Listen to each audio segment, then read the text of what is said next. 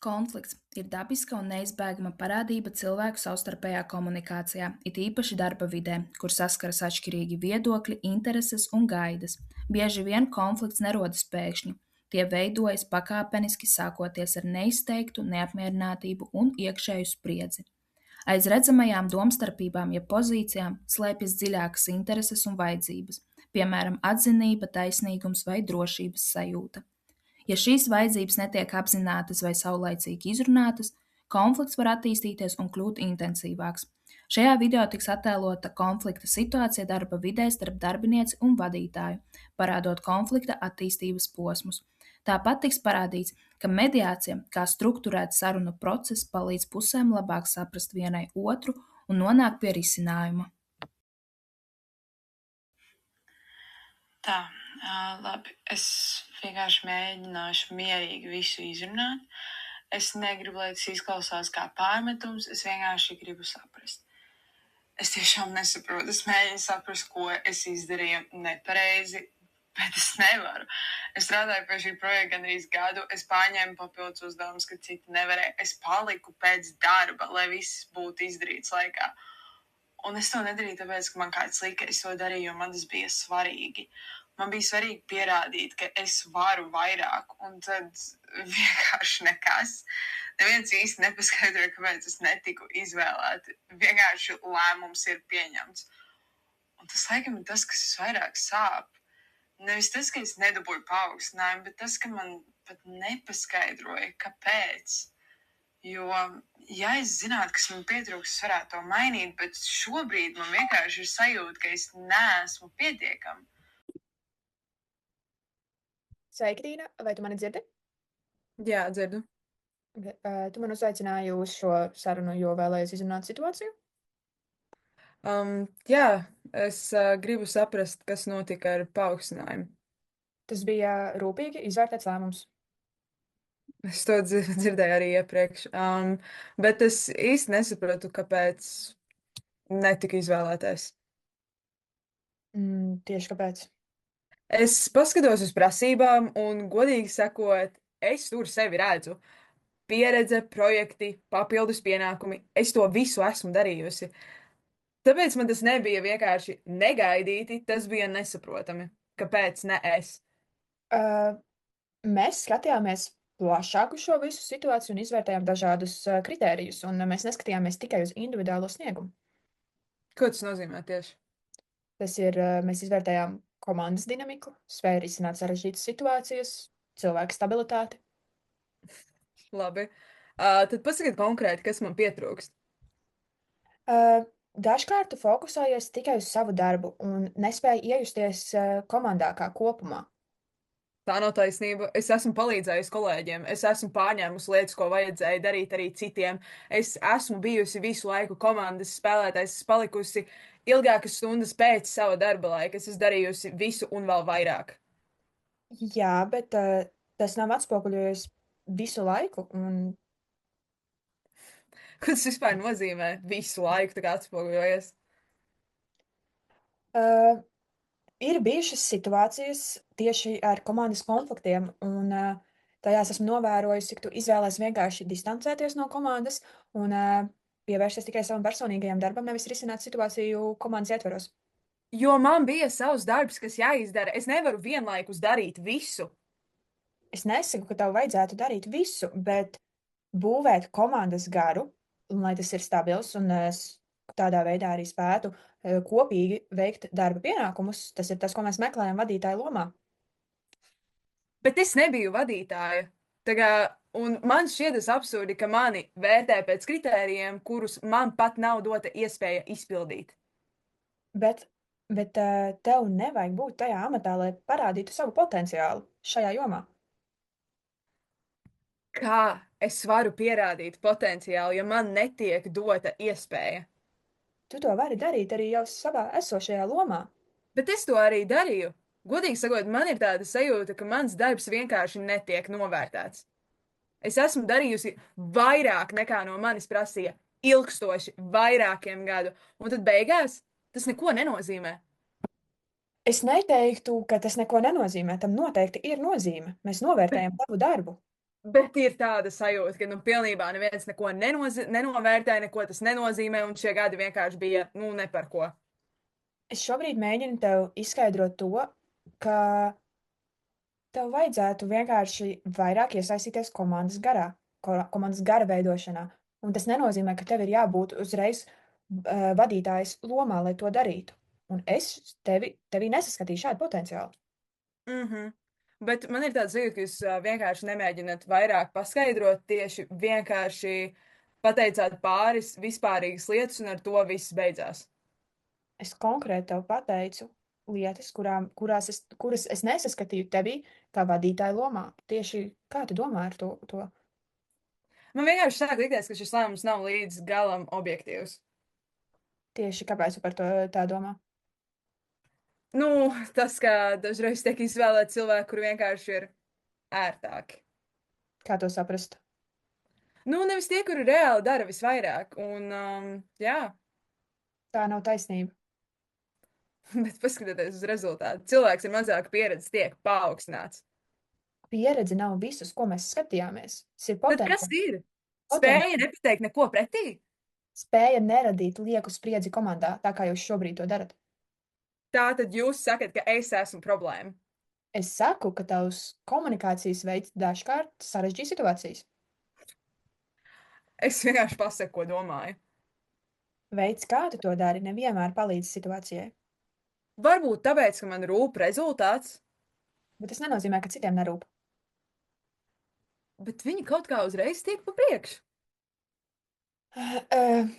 Es varbūt vēlētos ierosināt to, ka mēs šajā formātā nespējam atrisināt šo situāciju, un varbūt, ja tu piekristu, es vēlētos piesaistīt mediātoru, kurš spētu palīdzēt atrisināt mums šo situāciju, vai tu piekristu tam?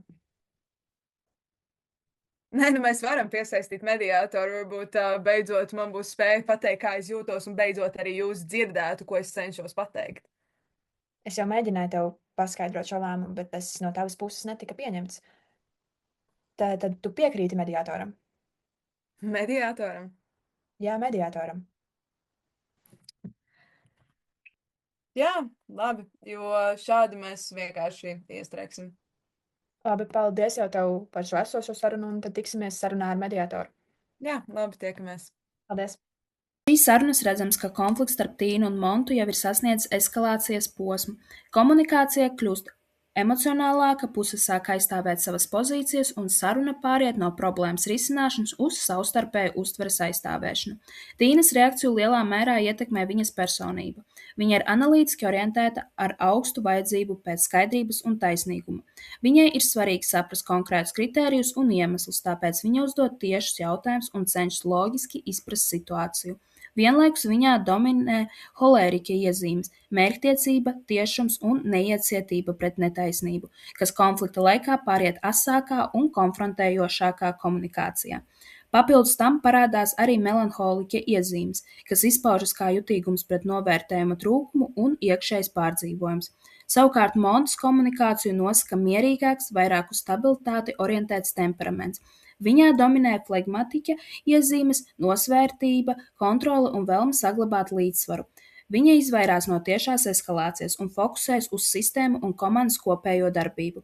Tajā pašā laikā redzamas arī sangvīniķa iezīmes, uzmanība attiecībām un komandas dinamikai, kas ietekmē viņas lēmumus. Šo atšķirīgo personības un komunikācijas stilu dēļ veidojas šīs nesaprašanās. Labdien! Paldies jums abam, ka esat šeit un ka esat gatavas iesaistīties šajā sarunā. Es sapratu, ka situācija, par kuru mēs runāsim, jums abam ir svarīga un iespējams arī emocionāli sarežģīta. Tāpēc tas, ka jūs esat gatavi par to runāt, jau ir ļoti nozīmīgs solis. Pirms mēs sākam, es vēlētos īsi paskaidrot, kā mēs strādāsim. Mana loma šeit nav pateikt, kura no jums ir taisnība vai pieņemt lēmumu jūsu vietā. Mans uzdevums ir palīdzēt jums strukturēt šo sarunu, lai jūs varat vienu otru labāk saprastu un, ja iespējams, arī kopīgi nonākt pie risinājuma. Lai tas būtu iespējams, es aicināšu jūs ievērot dažus principus. Pirmkārt, jūs runājat par vienai, tad otrkārt, jūs cenšaties runāt par savu pieredzi, nevis par cita. Un tad treškārt, jūs cenšaties tikai izteikt savu viedokli, bet arī patiešām ieklausīties. Ja saruna kļūs emocionālākā, tas ir normāli, mēs vienkārši mēģināsim saglabāt cieņpilnu komunikāciju. Vai tas jums ir pieņemami? Jā. Jā. Labi. Tad, Tīna, es sākšu ar tevi. Es došu tev pietiekami daudz laika ieskaidrot savu redzējumu, kas tev šai situācijai ir vissvarīgākais. Godīgi, sajūta, ka viss, ko es esmu darījusi, neko nenozīmē. Es gadiem ilgi esmu strādājusi vairāk nekā vajag, palikusi pēc darba, ņēmusi papildus uzdevumus, palīdzējusi visiem, un tad pienāk tas brīdis, un man vienkārši apēj. Bez skaidrojuma, bez nekā. Pagaid, tā vispār nenotika. Tā Nē, nav pagaidi. situācija. Ļauj, Kas ir sakars? ļauj man pabeigt. Un tad līdz tev būs iespēja atbildēt. Tad tagad Tīna. Vistrakākais nav pat tas paaugstinājums. Tas ir tas, ka man nepaskaidroja, kāpēc. Es jūtos stulbi. Kā tā, ka es tik daudz daru un nezinu, kas man pietrūkst?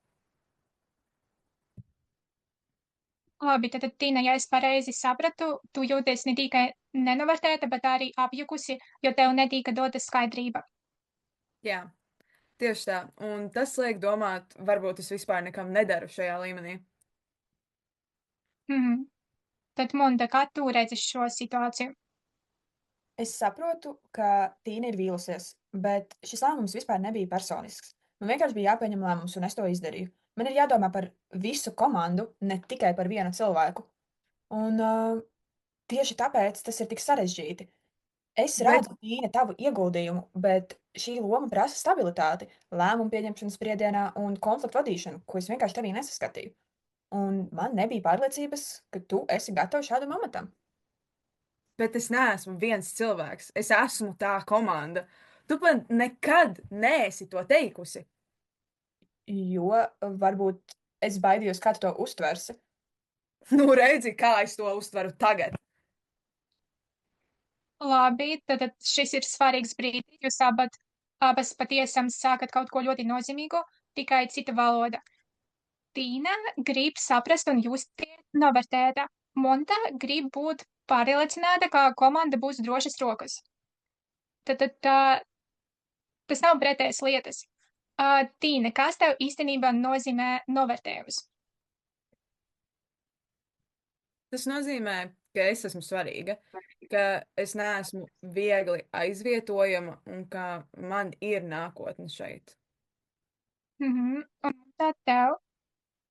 Man šajā visā situācijā ir svarīgi nepieļaut kļūdas, kas var ietekmēt visu komandas darbu, jo es esmu tā, kas nes atbildību par visiem, ne tikai par vienu cilvēku. Un ja mēs mēģinātu savienot šīs lietas, ko varētu darīt, lai Tīnai būtu skaidrība un iespēja saukt par tev drošība? Man vajag konkrētību, nevis tu vēl neesi gatava, bet tieši ko man darīt, lai es būtu gatava.